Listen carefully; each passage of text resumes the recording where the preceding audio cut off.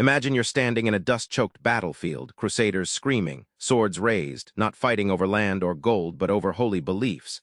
What if the God they fight for is just a powerful myth?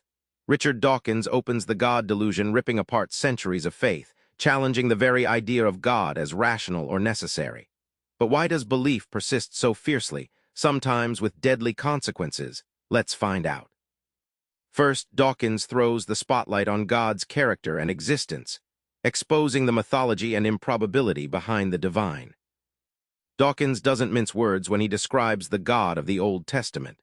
Picture a sex-obsessed, vengeful tyrant who threatens entire cities with genocide and commands morally questionable acts. From ordering child slaughter to devastating plagues, Dawkins paints a God who's less loving shepherd and more grim despot. Remember the Enlightenment's celestial watchmaker, a God who designed the universe like a clockmaker builds a watch. Dawkins flips this analogy on its head with evolution. Natural selection doesn't need a designer. Think of it like a river carving a canyon over millennia, shaping complexity without a sculptor's hand. Dawkins lays out the staggering improbability of a supreme being. He uses celestial odds so mind-boggling, the chance of life arising without divine help, to crush the necessity of God. It's like betting on a single grain of sand turning into a diamond, possible but astronomically unlikely. Next, Dawkins dives into religion's dark underbelly, the cultural, social, and real-world consequences of belief. Consider the Crusades, 11th century Europe's holy war frenzy fueled by religious fervor. Dawkins documents how thousands died in the name of faith, wars repeating through history up to 9/11, showing religion often fans the flames of conflict rather than quelling them. Religion's tribalism can harden into prejudice. Dawkins explains how us versus them mentalities root deep in dogma, breeding intolerance, from caste systems in India to homophobia justified by scripture. Like a parasite, superstition hijacks social structures, twisting empathy into division. Perhaps the most chilling, religion's grip on children. Dawkins warns that early indoctrination isn't just harmless tradition but a form of intellectual bullying. It binds young minds before critical thinking develops, like programming a GPS that refuses any detour, limiting their freedom of thought lifelong.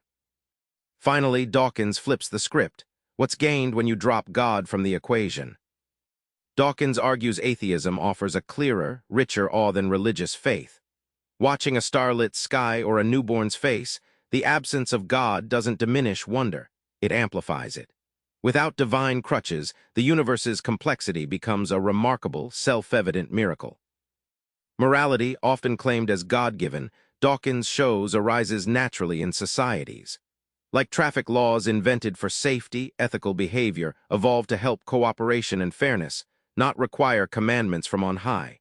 We don't need eternal punishment to feel empathy or justice. The biggest freedom? Questioning everything. Dawkins celebrates that atheism frees your mind from dogma, letting you chase truth relentlessly. No sacred cows off limits. It's the intellectual equivalent of unlocking your shackles, daring you to think bigger, bolder, and freer.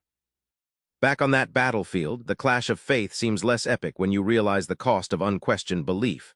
Dawkins invites you to trade fear for curiosity, dogma for discovery. Try this. The next time a claim sounds obvious, simply ask, what if it's wrong? That tiny question opens you to a universe far more fascinating than any holy story. Subscribe for more book summaries like this one.